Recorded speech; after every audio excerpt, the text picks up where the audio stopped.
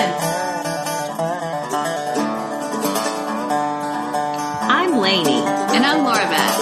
And we are Steel Magnolias, two sisters who love family, traditions, and all things Southern. We've got plenty of room at our table, so pull up a chair.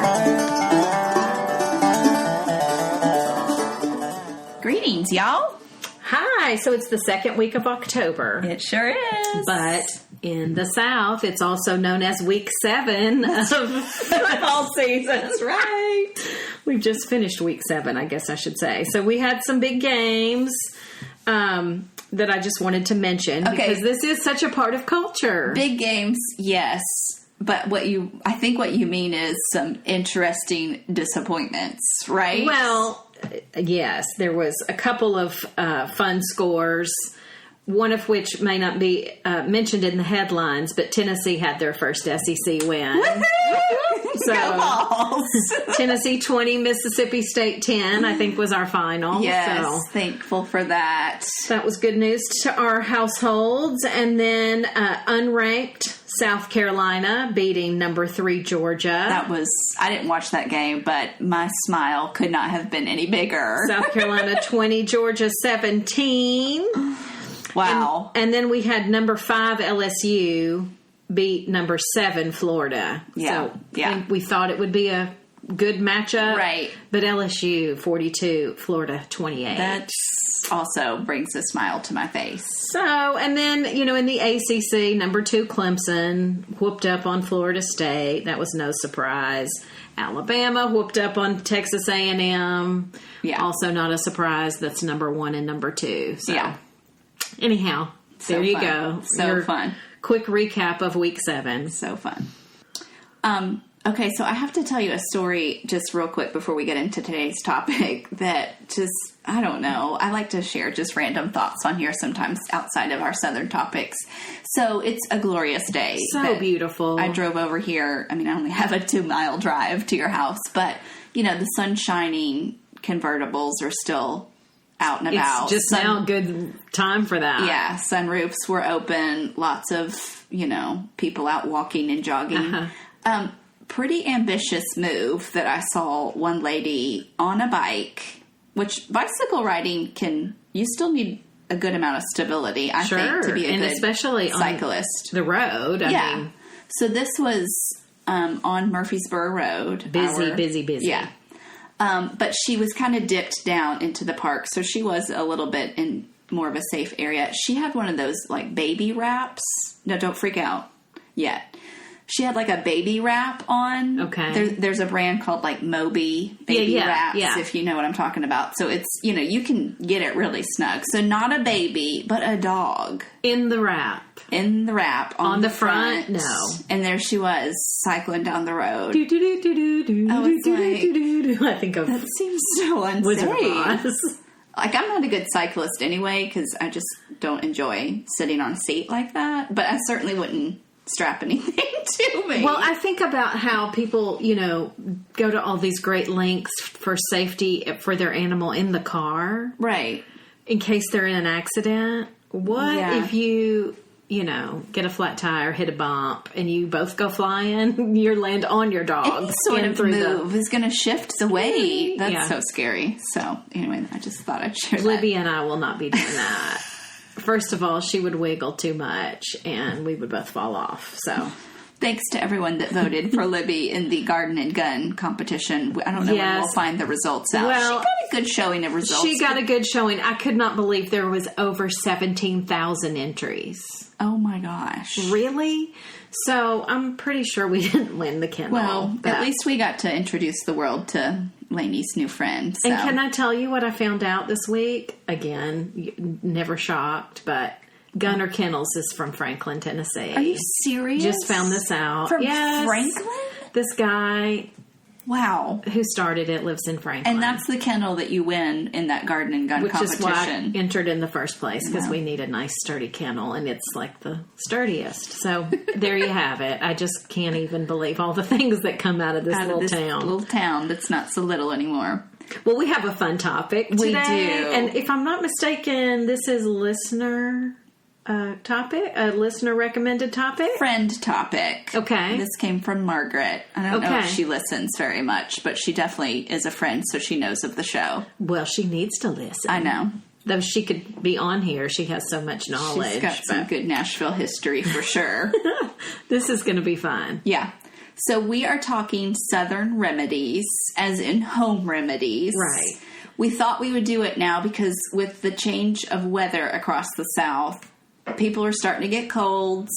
People are doing lots of yard work. People are getting stung. Like, I mean, you know. All kinds of things going on. Ailments are tis the season. Yes. I wanted to give a disclaimer first, just for safety reasons. Seriously.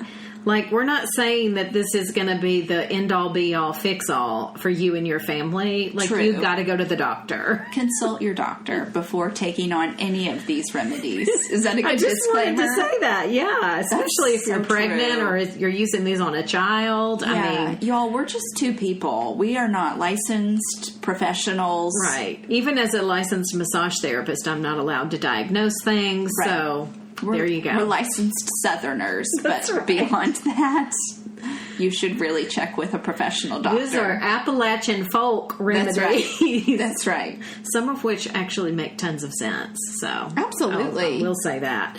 Another reason as I was researching this, and I just got yet again amazed that a lot of these were birthed because they were cheap. Absolutely. And it was things you might have on hand or not too hard to get your hands on. Yeah, can't get to the doctor, actually. Too far to walk to the doctor. Right. Drive a cart to the doctor. Right. Yeah. So that's how this stuff gets going. Yeah. So. Yeah. So even if you don't have the sniffles or a sore throat right now, you might in the coming months. So you could make notes or circle back on once those ailments start and listen to our ideas. So which sort of category should we go into first? Well, I just think one of the main things that people experience that's not super, I mean, it's just so common, is just sore throat. Yeah. Right? Right. So with a sore throat, one of the things that I actually was given when even as a kid, that Mom would do every once in a while, was whiskey and honey. Yep. Yeah. Yeah. So here's a funny one. Jim Beam actually makes a hot toddy, like already bottled. That's like a hot... That is honey flavored. You just heat it? Yep, you just heat it up. Wow. You That's could. brilliant. The only thing I would suggest adding would be maybe a squeeze of lemon, but you don't even really need that. So we bought that last year. Actually, out when we were out on Black Friday, we were in a state that has liquor in the grocery store, so we were out at Walmart and bought a bottle. And yeah, I think it's actually really good to have on hand, especially if you're not a whiskey drinker. Just to keep and you're that. only going to use it Yeah. for this. It tasted really good. But I pretty much always have tea bags, honey. Yeah. I almost always have lemon and whiskey. I've most started of the buying time. lemon on a regular basis. It's just smart to have So on hand. that's all you need to make a nice hot toddy. Yeah.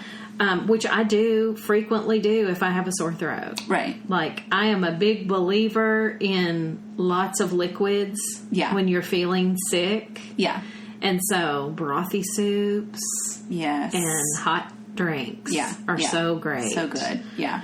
And just comforting, right? Yeah. I mean, they're almost healing just in the warmth. Yeah, they're of it working on the temperature level and the ingredients. They're working, but yeah, just the comfort it brings to your emotional psyche. It's true. Seems to be It's so comforting true. too. I think that's part of the whole, again, also for colds, the chicken noodle soup thing. Because it's brothy and it has some healing, in the broth and that kind of thing. Yes. Remember those books? Those were so good. Chicken soup for the soul. I guess they don't make those anymore. I wish they would be Had like sweet stories in it. chicken that were soup for the soul. Southerner soul. Wouldn't that be fun? So Let's cute. do some Southern stories. Okay. Also for a sore throat, probably known by many, but just gargling warm salt water. Oh, that's brilliant. Yeah. I mean, I hate it. I just remember when that was brought up as a child, when Mom would say, okay, well, let's start. That was kind of a starting place. Yeah. Let's start with some warm salt water. Go gargle this. And I mean, it was just it's so gross, but it even makes sense that salt kind of cleans things out. Salt is so cleansing inside and out. Like we've talked about salt scrubs on here before. Yeah, so for sure, gargling warm salt water on the list for sore throat. Okay, in addition to whiskey and honey, our mom talks about something that they called rock and rye. Oh, yeah.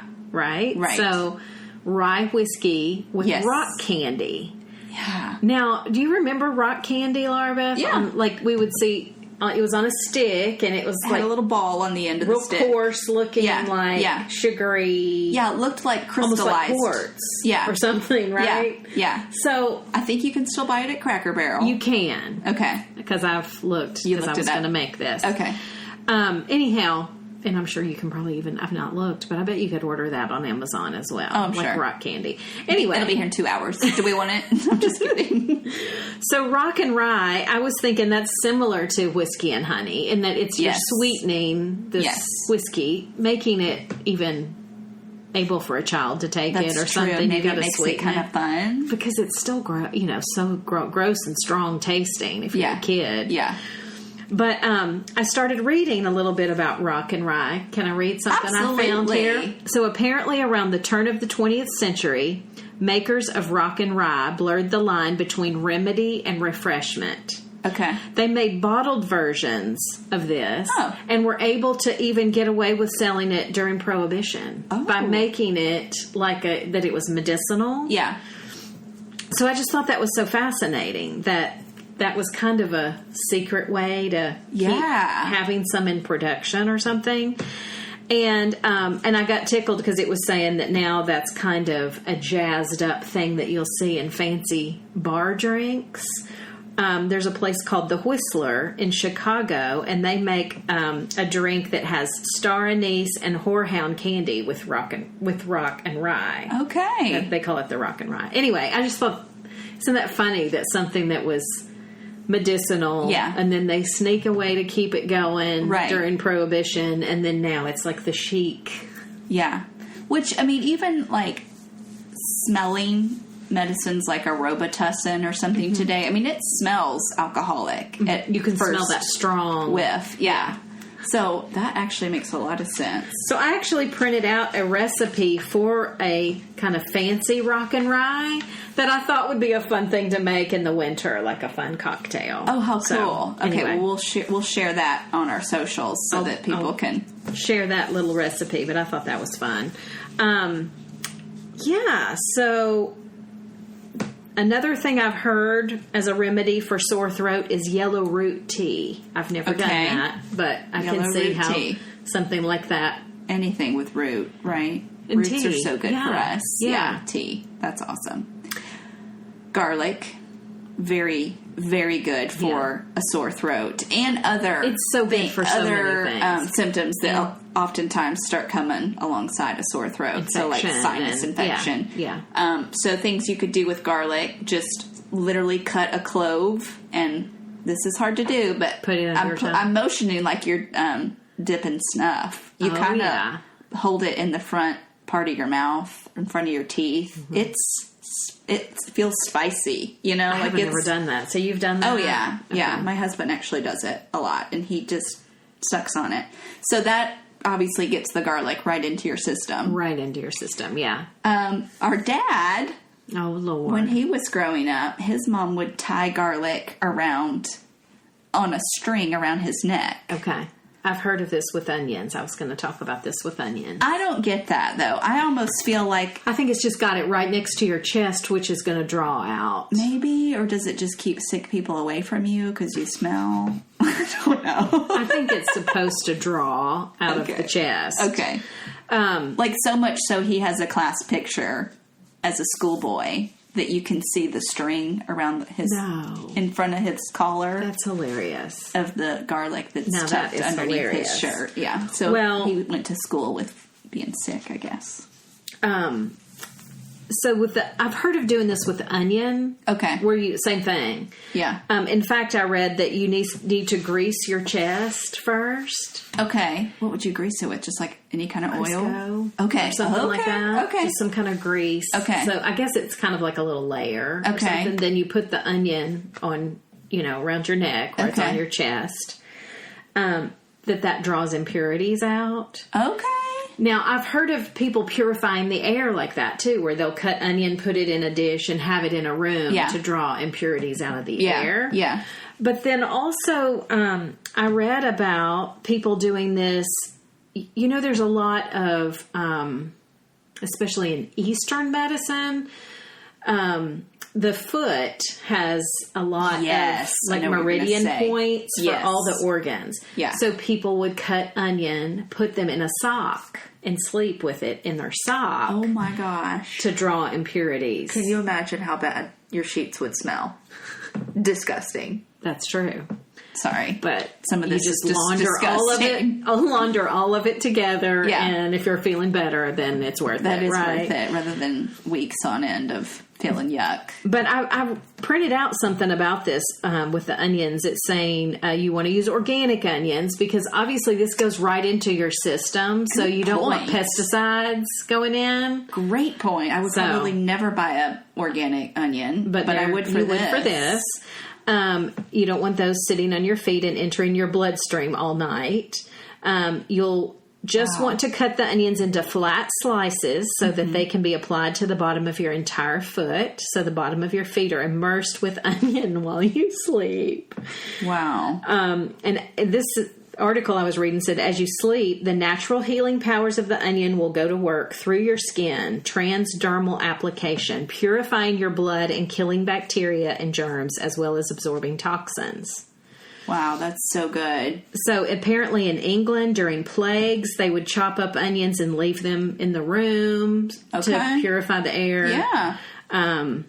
So anyway, it supposedly purifies your blood, kills bacteria, germs and pathogens, and purifies the air. So that's so good. Also, sometimes sore throat can lead to just other congestion. And going along with the onion, I have seen or heard, I haven't done this myself, if you cut up an onion and you put it on a warm stove, this would be for... Mom's grandmother did this. Yeah.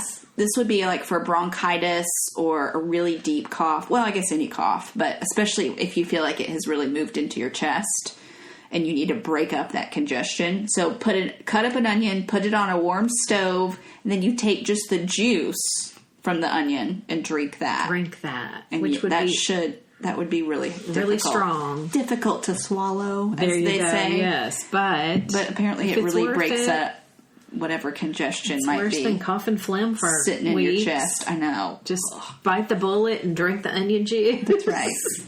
That's right. So garlic, onion, those are excellent pieces of produce that you can keep on hand this fall and winter. Well, I heard of another one that is really interesting, and that's a mustard plaster. Have you ever heard of this? No, but so this is also for chest congestion or bronchitis. Okay. So what you do is you're going to make a mustard plaster, which is like a batter, if you will. So it is 1/3 cup of flour and 1/3 cup of mustard powder, which you would get in the spice section. Okay. Yeah. A smaller amount if this is for a toddler. Okay. I'll explain more about that. But equal amounts. Okay. Whatever you do, 1/3 cup is what, 1/3 cup of flour and mustard powder or whatever. Okay. Just as long as it's equal amounts. And you mix enough water in to make it like pancake batter. Okay. So that's your consistency. I'm with you. Now you want to get a clean cotton kitchen towel that can get stained, that you don't care about getting stained. Spread that out. You're going to put the batter inside and spread it out into a rectangle size, the size of the chest that you're covering. So, wow. Okay. So you're making that, and then you're going to fold the sides in so that it's not going to seep out. Okay. Then you put a clean towel. Like you're going to put that right directly on the chest, the mustard butter. Then a clean towel. Okay. Then a heat source. Oh. So either a heating pad or one of those like hot that you can microwave. Yes. Things, packs. you want to lay with that on. And this said you need to check every 2 minutes, 2 minutes, because you're going to get really, really red. I bet, yeah. And so you want to make sure that you don't get so red that you're blistering. Oh, gosh. That's what okay.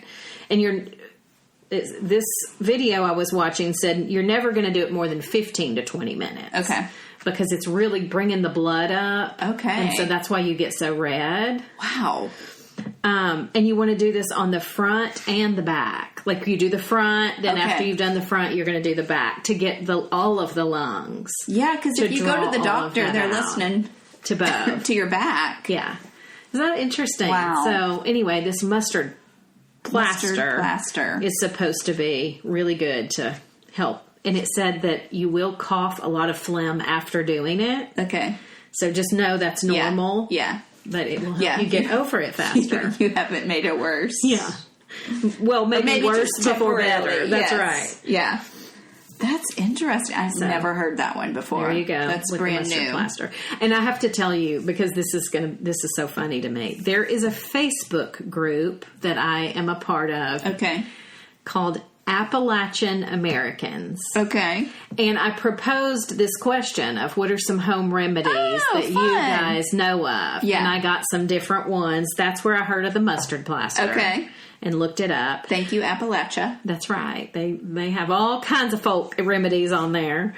But another one that I skipped, and I have to mention when we were talking about just colds and flus and whiskey and honey, I got so tickled. This person wrote, my mom used to say for colds, a shot of whiskey and a bag of Cheetos.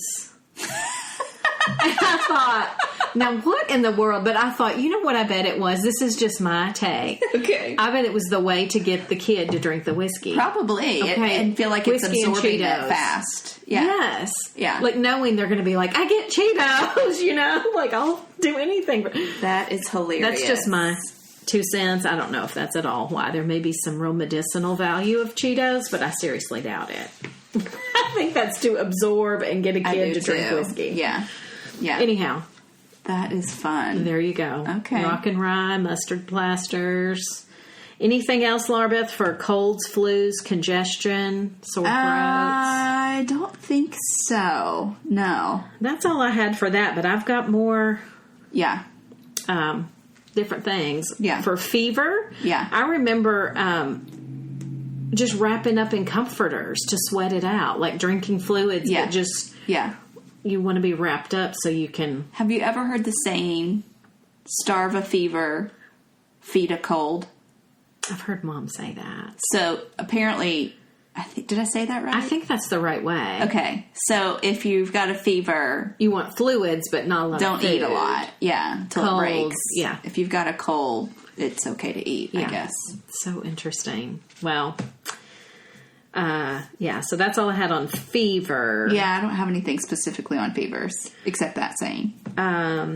Okay. Colic, catnip tea. Is what somebody said. I'm not sure. Catnip tea? That sounds backwoods right there.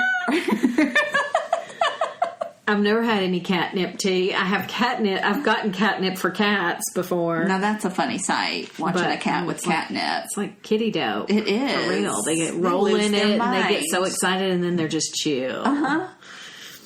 Okay, this is a funny one, but there's a lot out there I read about. For an earache, blowing cigarette smoke in the air. What? I don't know. I read something that was saying, like I can't remember if it was the... blowing cigarette smoke. It was some, medicine or some medical site that was saying there's no proven... Sure. Blah, blah, blah, blah, benefits of blowing. But obviously there was a lot on it, so it is not just one person said this. This is definitely a thing. That is a mystery. But I think I was thinking maybe for pressure. Like if you have a lot of pressure. And that smoke might draw. That might kind of. That's a difficult it would be one. a blowing where it's going to make different pressure. Yeah. I don't know. Yeah. I mean, anytime I've had an earache, I do want warmth. You know, whether that just be a heat pad or... Well, and I remember hearing of warm olive oil, too. Yes. Like just a couple of drops of warm olive oil in the ear. I don't know if that... I feel like Mom did that growing up. She knows about a lot of these things. She does some home remedies. For muscle pains, now this is real. I tell my massage clients all the time, Epsom salt soaps. Epsom salt, cheap too. It's cheap. It's it's just magnesium sulfate, so it does draw out impurities in your body. Right. So it's a great thing to do if you're sore. You hear of runners doing them all the time. Yeah. And so is there anything that you have to be careful of after an Epsom salt bath? Like, are you getting dehydrated through that? I feel so dehydrated. So drink a lot of water. So you need a lot of water after. I'm not sure contraindications for that. Possibly if you have diabetes or something, you might want to ask your doctor about it. Again, our caveat, please check with your doctor before. With any of this, we're not doctors. Before jumping into our backwoods remedies. Okay, that's good. I have some different skin ones. Ooh, do tell. Did you have any? Okay, so for eczema. Okay, that's real. Just putting Crisco on it. That makes total sense. Now, what I think that makes sense is because it makes like a barrier. It's greasy. Yeah. It doesn't... Right. Now, I can see how that could be good and bad. It makes a barrier, but then air can't get in it very well either. So I don't know if that's... Yeah. But it would help just... I wonder if you could use like coconut oil too, because I feel like it's got that similar consistency for your skin as Crisco. But something I would much more. Something that Appalachians probably didn't have. They're like, what the heck is coconut oil? They're like, we have Crisco. We don't know about coconut oil. I would think coconut oil would be better for your skin. That's true. And then another thing I read about that this really kind of cracked me up because. Well, I didn't have eczema, and I've never had eczema, so I've not had to treat this. But I remember using Noxzema as my cleanser as a kid. Oh, sure. And I wanted to be the Noxzema girl in those ads. The name came from no eczema. Are you serious? So it was, I guess, for eczema. Yeah. I never had heard that before, so call me crazy. I don't know how many jars of that I have bought in my life. I never knew that that's even what the name came from. I never connected that, no. That's hilarious. Also used for sunburn. Okay. And I have heard that before. I don't think I've ever done that. We always tried to have that green aloe stuff. Yeah. That's what I always did for sunburn. But I always take a warm shower after a sunburn. Now, I mentioned that to you, and you were like, ouch. And it is kind of ouch, but a sunburn is painful. So, yeah. So, does the warm shower bring the heat out? Because I know after taking a shower in general, which I'm not going to take a real cold one. Right. I'm more red. It's like it brings it out. Yeah. I feel like it just kind of solidifies the color in a good way, like it's going to help it look more tan than just red and peel. Okay. But that's for my skin, my very Irish white skin. Yeah. So I don't know how all skin types would do, but for me, I've tried to always take a warm shower after a sunburn. And then I put the aloe on. Yeah. Yes, exactly. I do. Yeah. It just feels good. It does. It cools it down. Kind of. It's kind of it cools it down. Jolt at first, though. If you're real burnt and somebody's especially doing your back and you don't even know they're like coming in, you're like, not ready. Yeah. Oh, me. Okay. That's good. Well, different kind of burn than sunburn, but just a minor burn. Mm-hmm. Or like from the kitchen. Yeah. Or whatever. Yeah. As long as it's not like your skin's off. Right. I'm not talking about if the skin's off, that's a whole nother. Yeah. Because you got to be careful of infection. Yeah. But if it's just a minor burn, I'm such a believer in lavender oil. Lavender oil. Now, see, we used to be such a fan of even keeping an aloe plant. Yes. Remember, you used to do that all the time. You'd pinch a leaf open and squeeze the aloe out. Yeah. But yeah, I think we've kind of moved to the lavender oil. Mm-hmm. And just because of my history with being a massage therapist, I have a lot of oils around most of the time. True. And it's funny because I have been a user of essential oils before it was cool. I was going to say, before there were so many different levels of people selling it. Marketing, multi-level marketing companies, and even, Whole Foods. Like, that didn't exist. So I had to drive to like a health food store in Sunshine Nashville. Grocery on Belmont Boulevard. We were to find essential oils. Nobody had that. No. Now they're everywhere. Yeah. So I think that's funny. Another thing I've saw on the Appalachian Americans, one of the posts that somebody put up said for minor burns, red clay mud. Okay. That you rub the red clay mud on the minor burn and it draws the heat out. Makes sense. Well, Where do you get red clay mud, though? Well, you gotta live where there's red clay. Georgia. Yeah. Alabama. I guess some people are listening to this going, my backyard. So I started to Google to look up more about this, and the first story that popped out was interesting. I couldn't even read it because there was a visual. Oh. Yeah. In Syria, of a little kid that had been burned real bad. And they had it covered in mud. Like, not red clay mud, just covered in mud. Yeah. And they were carrying this kid. And I thought, well, that may be a real thing where people put mud. But it did baffle me a little bit in that with a burn, one of your big fears is infection. So you have to be careful of infection. So, gosh, there's so much bacteria in mud. So I don't know. Or could be. But apparently that's a thing to draw heat out, and that may be more what you need quickly, and then deal with the cleaning it later. Yeah, Okay, I don't know about that. That's interesting. Yeah. What else you got on your? Well, I just jotted down a couple of things I remember doing as a kid. These are not medicinal; they're just aesthetic. Oh, okay. Well, before you jump to that, can I mention some things to do about stings? Please. Do you have I have one bee on your sting. list? One bee sting thing. Okay, what would you say about a bee sting? You get the stinger out with a credit card.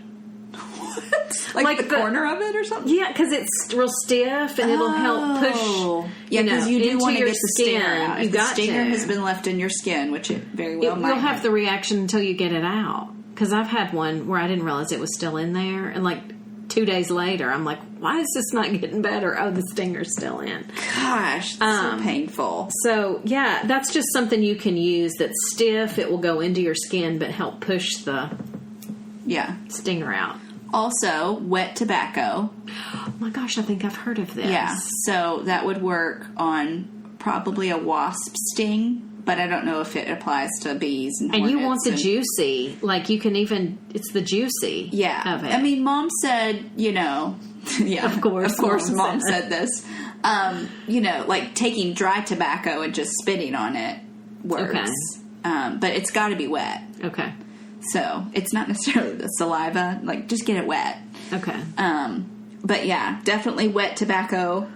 Apply on a stain. Rub it around. I don't know how long you have to leave it there. So, sorry, I only have half the remedy there. But that would apparently help. And then baking soda, like making a paste. Okay. Baking soda is good for so many to things. Put on a sting apparently helps draw out pain. And actually, my husband was at a restaurant here in town, Dotson's, before it closed, and somebody in the restaurant got stung by a wasp. Classic Dotson's moment. And the waitress was like, hold on just a second, I'll go make you a paste in the back. And sure enough, she came out with some baking soda and made a little paste for him. So things that wouldn't happen in a She East Nashville restaurant. No, that's true. Let me make you a paste. Also for stings, I put this out to our podcast group. Cassie mentioned that you can make a paste with meat tenderizer and water. And she said it's a miracle worker. Interesting. So that, I mean, a lot of people might not have tobacco on hand these days, but you might have baking soda or a meat tenderizer. And then Marianne Murphy said a paste of aspirin as well. Like, I guess you're crushing up the aspirin. That makes sense, too. It would be. So, okay. She also forgot to mention on her cure for sunburn is a vinegar bath. Ooh, okay. I wonder if that makes you... That's interesting. It, like, balances things out in your pH. Maybe. I bet it does. Yeah. How interesting. Yeah. Well, there you go. Well, yeah, I just had a couple of aesthetic things that are... I don't even know, but I just remember for shiny hair, we used to try to... Do you know what I'm going to say? No. Collect rainwater. to wash your hair with. That may be totally folklore, but we did it a few times. Just supposedly to make shinier hair. Is that why you've got that rainwater collector out there? No, but that's an idea. It has a little pump on there. And then, as a kid, I didn't have money to go buy. And you didn't even hear of people doing, like, facial mask and stuff. Now they're all over the place. But we would just take egg whites. The egg whites, yes, and put that on, and you get real tight and dry, and then kind of just wash it off. Yeah. Does it make its own peel? Like, is it flaking off, or maybe if it was thick enough? I don't think I ever had enough for it to be thick enough to peel, so I had to wash it off. But I just remember it would get real tight. Yeah. And I bet that feels so good after so it's it feels good because your pores feel tight. Yeah. I don't know if it really did much. And of course, at the age that I was doing both of these things, I already had good skin and shiny hair. So True. Right, yeah. I didn't even need it. Did it really move the needle? We don't know. It's just like when you're always saying, I need to lose weight. I'd give anything to be back at the weight I was saying that at. Yeah. But anyway. It's true. So that's all the I'll mention one medicine more I have for heartburn. Oh, got one for heartburn, and that'll be the last one on my list. Is it baking soda? It is. It makes sense to me. A teaspoon of baking soda and a glass of warm water. That makes perfect sense. And it's going to make you burp. Okay, but that's okay. So it's going to get it out. Work out the heartburn. That is so funny. Good old baking soda. It's good for a multitude of things. It is. So definitely, I feel like the theme here has come down to only a few ingredients. So if you've been taking a grocery store list, your list isn't very long. That's Just right. go get some core items. Vinegar and baking soda and whiskey. Yeah. Well, that's going to do it for this episode of the Steel Magnolias podcast. Hope y'all enjoyed listening along to us and felt like you were sitting right here at the table with us. We sure do enjoy talking to you guys. We want you to have a healthy fall. That's right, yeah. So we will have more Southern culture topics next week, and hope you have a good one.